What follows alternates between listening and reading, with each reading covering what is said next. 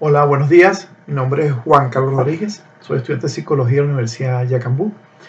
Este video forma parte de la cátedra de la bella Cátedra de Psicología Positiva, tutorada por el profesor Elías Antonio González Mendoza. El día de hoy hablaremos sobre flow, teoría del flow, hablaremos sobre el humor positivo, hablaremos sobre la resiliencia, la inteligencia emocional y la creatividad. Todas son exponentes muy vigentes hoy en día. Son estructuras importantes y muy prácticas para todo ser humano.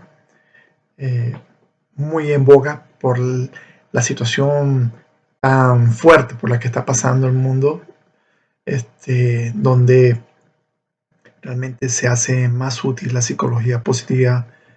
Cada día es más práctica, cada día tiene más resonancia, cada vez la gente empieza a comprender mucho más y a entender lo valioso que es la psicología positiva para poder sentirse plenos, sentirse felices. Y sobre ese aspecto vamos a hablar sobre la teoría del flow, que esta teoría aportada por el profesor Mihaly Csikszentmihalyi. Esta teoría se basa en estar en la zona, estar en flujo. Y para estar en flujo, para estar en la zona, es necesario que estés concentrado en lo que estás haciendo. Que no seas víctima del externo. Que no seas una persona más presionada por lo que está ocurriendo de una manera que no puedes hacer absolutamente nada por lo que está sucediendo. Te enfocas en lo que tú puedes hacer. Te enfocas en buscar la manera de poder estar tú en tu bienestar, de estar internamente en armonía, no importando los factores externos. Eso es muy importante. Flow se basa en cómo enfocarte en pequeños elementos para poder trabajar tu lógica, tu concentración, la abstracción, la creatividad y sobre todo el control emocional. ¿Por qué? Porque cuando estás en flow te alejas de la frustración que te puede dar haber tenido situaciones en el pasado o en el presente que no permiten que tú te desarrolles, y de la ansiedad de lograr algo que anhelas, que sabes que quieres o crees que sabes que quieres, pero también produce una excesiva ansiedad. Cuando estás en flow, te mantienes en un flujo alejado de la ansiedad, de la depresión, y eso te permite focalizarte, te permite crecer, te permite centrarte en lo que quieres, paso a paso. Como dice el autor, lo más importante para estar en flow es, número uno, apartarse del ego, dejar de sentirte el centro del universo, no sentir que todos los problemas te ocurren a ti o lo que está pasando solo te está pasando a ti, te van a pasar demasiadas cosas malas. Esta situación le pasa a millones de personas. Los problemas son algo cotidiano. El caos es una ley fundamental en el universo, pero funciona de una manera precisa matemática. Lo que sucede es que el ser humano no está adaptado a eso. Pero los problemas, las encrucijadas de la vida, solamente son el principio de más problemas, de más encrucijadas. Y es lo que nos permite crecer, evolucionar. Y es algo que tenemos que entender. Para estar en flow debemos dominar las leyes que nos rodean, entender cómo funcionan los mecanismos, entender cómo funciona el sistema, entender lo que funciona alrededor de nosotros. Debemos comprender cómo funciona nuestro ambiente de trabajo, si es la empresa, si es la oficina, si es la fábrica, nuestro vecindario. Dominar el área de trabajo, dominar el área donde nos desenvolvemos, no cumplir rutinas únicamente de manera autómata y no darnos cuenta y solamente ver sin observar. Tenemos que aprender a tener abstracción, observar lo que está pasando, ver los cambios, ver qué podemos aprender de nuevo, porque flow se basa en un constante aprendizaje. Para estar en flow debemos aprender constantemente y desaprender, aprender cosas nuevas, desarrollar el intelecto, desarrollar las capacidades, nuestras habilidades. Para estar en flow es necesario que nos focalicemos en lo que podemos hacer de una manera apasionada. Utilizamos el intelecto, pero con la fuerza de la pasión, con la fuerza del estímulo emocional. Cuando estás en flow, logras perfeccionarte, crear en algo específico, de tal manera que el tiempo es irrelevante. Te abstraes de tal manera que no percibes el tiempo. Eso es estar en flow. En ese momento eres feliz. En ese momento nada importa, porque estás logrando, estás haciendo lo que te apasiona, lo que te gusta. Y en ese momento tú eres una mejor versión de ti mismo. Estar en flow tiene miles de vertientes. Puede ser en actividades deportivas, puede ser elaboración de algún producto, puede ser en la presentación de este taller, puede ser cuando estás con tu familia, puede ser cuando juegas con tus hijos. En ese momento estás en el campo, estás en la zona, te encuentras en ese momento en el ahora. Tema muy comentado también por el autor de El poder del ahora, donde se enfoca en que debemos trabajar en lo que podemos controlar. Como hay elementos externos que no podemos cambiar, tenemos que buscar la manera de transformarnos nosotros mismos, de aprender nuevas herramientas, nuevas habilidades, de aprender cómo podemos hacer para cambiar la dinámica que nos está afectando externamente. Y para eso debemos cambiar nosotros. Eso es estar en flow. En flow es importante abstraerse. La cotidianidad no nos deja pensar. Tenemos que abstraernos. Los grandes genios como Einstein, Newton, se han abstraído para lograr sus teorías. Han tomado un tiempo específico para poder dedicarse a pensar, porque si estaban trabajando no tenían tiempo para pensar, porque es importante abstraerte de tu rutina cotidiana para poder pensar, número uno, ¿qué quieres? ¿Cómo lo puedes lograr? ¿Es viable? ¿Es posible? Si no, ¿cómo puedes transformarlo? ¿Qué otras alternativas tienes? ¿Qué otras disyuntivas se pueden presentar? ¿Qué problemas tienes que resolver para lograr ese objetivo? Y sobre todo, la primera, debes enfocarte en saber qué realmente te apasiona, en qué puedes desarrollar tus talentos. Puede ser múltiples áreas, pero lo más importante es que te enfoques, que dejes el victimismo, que apartes tu ego, que aprendas cosas nuevas, que te desarrolles, que empieces a ser consciente de lo que ocurre en tu vida y no manifestarte todos los días cumpliendo una rutina cotidiana sin hacer conciencia de lo que estás haciendo. Aplica cambios, cambia tu rutina, cambia tu forma de trabajar, cambia cómo ejecutas las mismas actividades, cambia los caminos que sigues a lugar a ciertos sitios. Ve cambiando para lograr cambios en tu realidad. En Flow es imposible que los cambios externos produzcan una felicidad interna. Eso es imposible, porque si no tienes armonía dentro de ti, nada de lo que ocurre externamente va a afectarte.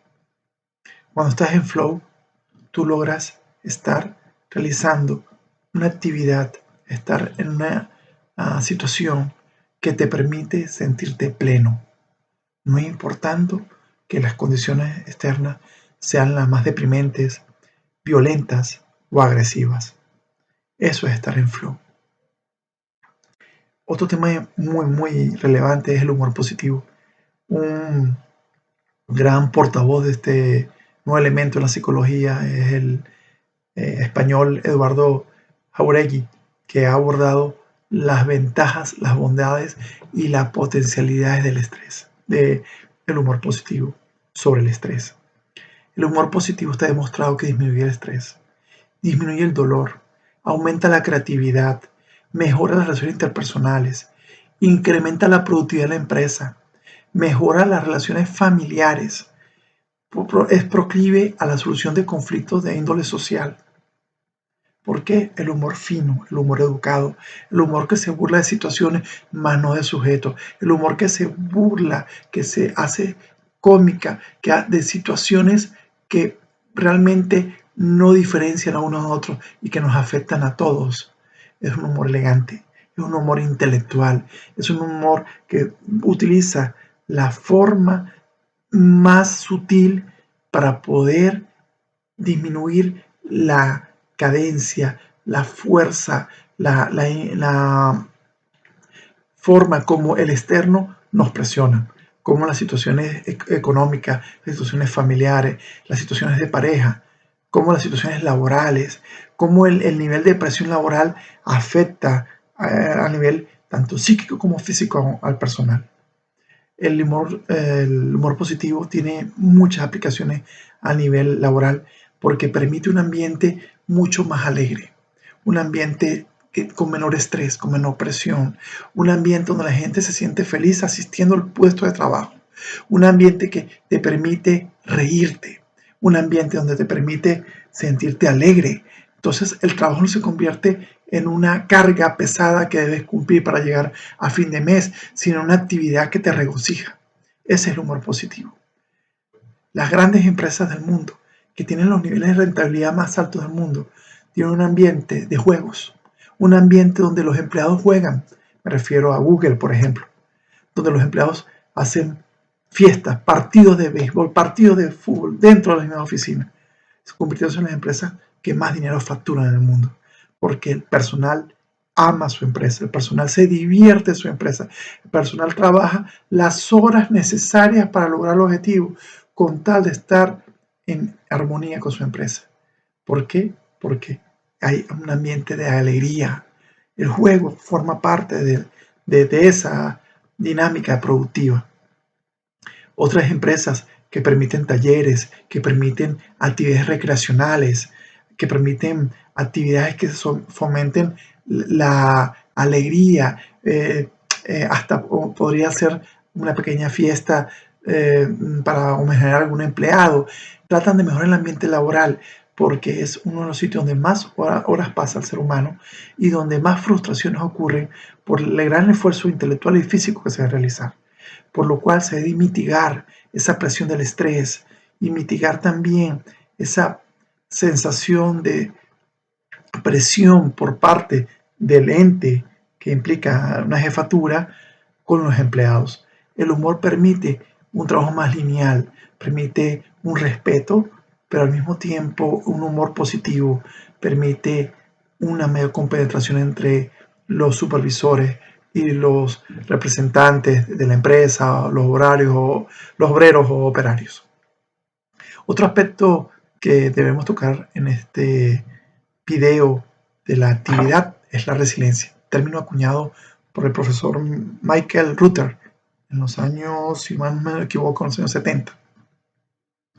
Este término lo que implica realmente es cómo transformar las situaciones más conflictivas, más destructivas, más dramáticas que te pueden ocurrir en la vida, en la catapulta que te impulse a desarrollar, a crear y a reconstruirte. La resiliencia es transformación. La resiliencia es convertirte en otro yo. La resiliencia es transformar todo eso en el pasado o en el presente que te está afectando, que te está ocasionando problemas a nivel cognitivo, a nivel psíquico, a nivel físico, a nivel emocional, en una máquina que permita tu transformación. La resiliencia es la capacidad que tenemos para transformar nuestras habilidades innatas para poder convertir lo que nos está destruyendo, afectando, perjudicando o enfermando en la catapulta, en ese impulso para cambiar, para buscar nuevas alternativas, para crear nuevas profesiones, para buscar cómo modificar situaciones de violencia, cómo solucionar problemas de índole afectivo, cómo solucionar problemas de pareja, cómo sobreponerte a situaciones emocionales dramáticas, cómo sobreponerte a situaciones, dramas a nivel de salud, cómo sobreponerse a situaciones de drama condición país. La resiliencia nos permite transformarnos, nos permite afrontar dramas como la inmigración forzada, nos permite afrontar situaciones como el divorcio.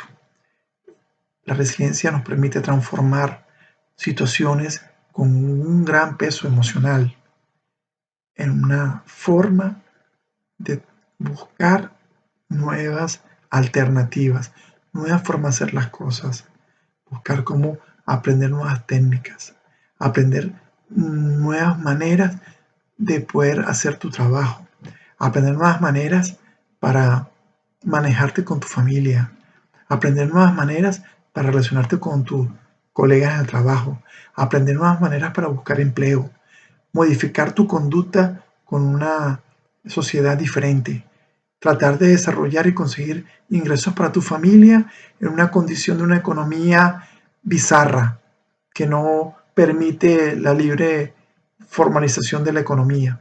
Te permite la resiliencia buscar la manera no de sobrevivir, te permite la manera de crear una nueva forma de vida. La resiliencia permite entender que todos estos elementos nocivos que nos han perjudicado a lo largo de nuestra vida y nos están perjudicando en el momento presente no son más que eslabones de una cadena que nos permiten engranar y seguir adelante. Es necesario pasar por estas etapas, por estos procesos que parecieran demasiado dramáticos, demasiado nocivos para poder salir adelante, para poder crecer como individuos, desarrollar nuevas habilidades cognitivas, emocionales, fortalecer nuestro carácter, fortalecer los lazos familiares, fortalecer los lazos de pareja, fortalecer los lazos como empresa y fortalecer los lazos como nación. Es a través de la resiliencia donde transformamos todas las grandes desgracias que podemos ver el día a día en la plataforma para crear una nueva vida. Este tema es manejado también por el profesor Daniel Goleman en su teoría sobre la inteligencia emocional, donde nos enfocamos en temas importantísimos como el control de las emociones, la empatía, la interrelación, la identificación de los sentimientos, catalogar las emociones, en desarrollar las habilidades blandas, no solamente las intelectuales. Daniel Goleman habla sobre lo importante que debe ser desde muy temprana edad agregar la actividad de inteligencia emocional a la cátedra de formación, que solamente le damos prioridad a las asignaturas, materias de índole lingüístico o científico matemático, porque con ello se supone que conseguimos mejores oportunidades de obtener un mejor ingreso como sean profesionales, siendo que no son suficientes. Es muy importante la actitud. El conocimiento suma, la actitud multiplica. Y para eso debes trabajar tus emociones, debes tener empatía. ¿Y qué es la empatía? Es poder situarse en el lugar del otro, no entenderlo, situarse, ver cómo te mira él, saber cómo se siente, para poder comprenderlo. Porque si lo comprendes, no solo entendiendo, lo comprendes, puedes perfectamente tener una mejor relación con él, una mejor comunicación. Esto evitaría los hechos de violencia, evitaría el control emocional, ayudaría muchísimo a disminuir el grado de violencia tan alto que hay en el mundo, ya que actuamos desde la amígdala, desde el cerebro más primitivo, del cerebro reptiliano. Actuamos de esa manera cuando algo está fuera de nuestros patrones, cuando nos vemos agredidos, cuando nos vemos presionados, cuando nos vemos sometidos. ¿Y qué sucede? Que somos víctimas de ese impulso agresivo porque no hemos tenido educación para controlar nuestras emociones. No hemos tenido formación para poder desarrollar habilidades como liderazgo, control emocional, control de conflictos, manejo de situaciones extremas, manejo del fracaso. No nos enseñan a manejar el fracaso, solamente nos enseñan habilidades lingüísticas y habilidades numérico-aritméticas, porque son las más importantes para las carreras a ejecutar, siendo lo más importante lo que multiplica tus capacidades de éxito a nivel personal, a nivel profesional, a nivel de familia, es cómo manejes tus propias emociones, cómo te enfrentes a situaciones que tarde o temprano llegarán a tu vida, que ameriten tomar decisiones sumamente dramáticas. Tendrás que tener en ese momento un control de las emociones para no derrumbarte, para no ser víctima de lo que te acontece y poder sobreponerte a las situaciones que la vida exige. Control emocional, saber identificar tus emociones, frustración, miedo, temor, rencor, identificarlas, trabajarlas, saber identificar las emociones de los demás, saber cómo relacionarte, saber cómo dirigirte de una manera que los otros entiendan de una manera no agresiva, tener empatía, saber comunicarse de una manera diáfana, enfática, poder lograr ser afable sin lograr causar roces o problemas a nivel ni familiar ni profesional. Poder determinar con firmeza, pero con sutileza, el liderazgo. Y para eso, para ser líder en nuestra propia vida, debemos aprender a controlar nuestras emociones. Nunca es tarde, pero lo ideal sería iniciar desde muy temprana edad para evitar tantos hechos de violencia cuando no controlamos la agresividad, los impulsos que tanta desgracia nos ocasionan en el mundo entero. Falta muchísimo para el control emocional y no es sustituir las emociones por el intelecto, es aprender a sentir las emociones, a transmitirlas, a expresarlas sin llegar al grado de violencia, a manifestar nuestro punto de vista, a defendernos completamente utilizando la mayor herramienta que tiene el ser humano, la cognitividad. Y por último vamos a hablar, no por menos importante, sobre la creatividad, elemento fundamental que forma parte de la inteligencia, muy estudiado por el doctor Howard Gardner, también creador de la teoría de las inteligencias emocionales. Y la creatividad realmente es fundamental. La creatividad nos permite desarrollar nuevas formas de vivir. La creatividad nos permite desarrollar nuevas teorías. La creatividad nos permite crear nuevas formas de ingreso. La creatividad nos permite sobreponernos a situaciones devastadoras. La creatividad nos permite desarrollar más la capacidad intelectual. La creatividad nos permite asociar más ideas. ¿Y qué es la creatividad? La capacidad que tenemos de asociar las ideas. Y mientras más alejado estén esas ideas, como si entre una y otra, según algunos autores como Menwick y Malsam, mientras más alejados estén los puntos de asociación de ideas, mayor es la creatividad de un individuo. Este elemento, como todo, se puede desarrollar, se puede estimular, pero a veces, por supuesto, no es muy desarrollado porque debemos seguir ciertos patrones específicos de trabajo, ciertos patrones específicos de conducta. En la creatividad rompe los paradigmas. La creatividad permite crear nuevas formas de comportamiento. Y esas nuevas formas de comportamiento generan nuevas formas de pensamiento. ¿Por qué? Porque estamos cambiando a través de la creatividad los hábitos. Podemos crear una nueva forma de trabajar, de estudiar, de producir, una nueva forma de generar solución de conflictos armados, una forma de solucionar conflictos laborales. La creatividad nos permite el desarrollo de la inteligencia. Es un elemento de ella misma, pero permite su mismo desarrollo.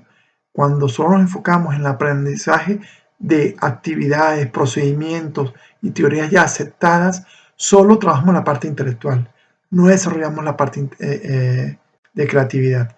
Y cuando solo trabajamos la parte de creatividad y no desarrollamos la parte intelectual, desarrollamos mucho más las relaciones interpersonales.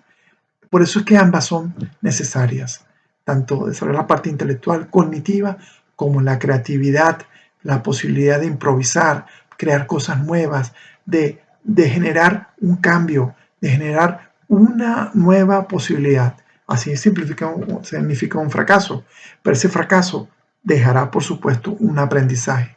La creatividad permite desarrollar nuevas vías de aprendizaje. Bueno, espero que les sea de su agrado. Muchísimas gracias. Hasta pronto.